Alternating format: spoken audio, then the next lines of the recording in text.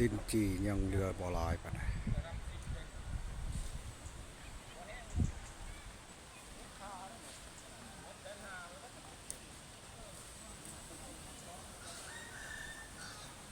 อันนี้กำลังก่อ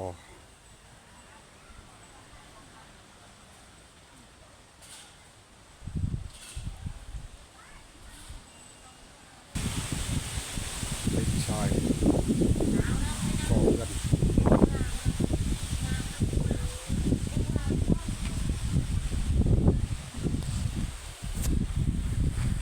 โอเค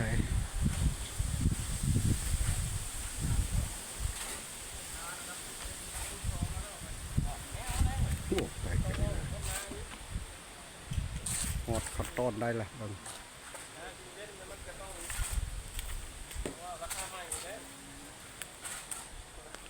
ห้องนี้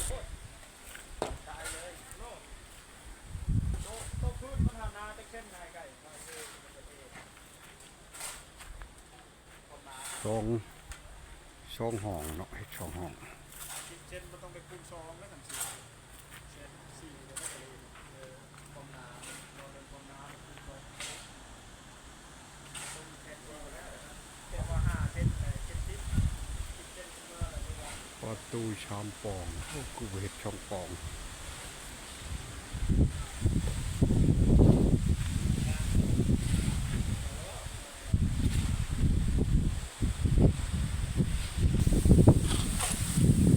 ทั้งนี้เฮือนครัวนะ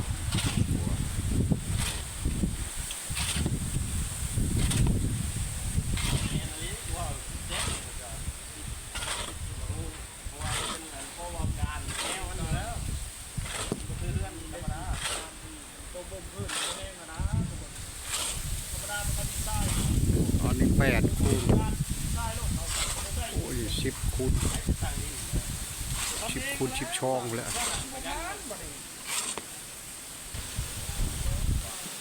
ต้นนี้ยังบ่ทันเอาดินเข้า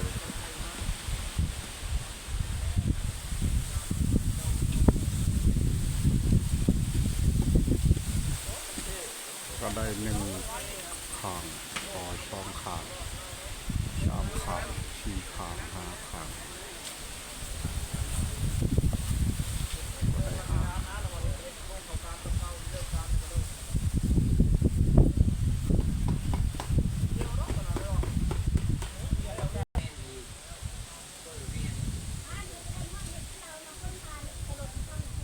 1 ห้อง2 ห้อง3 ห้อง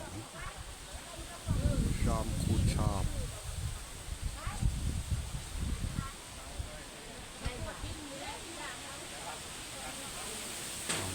เมตร 3 9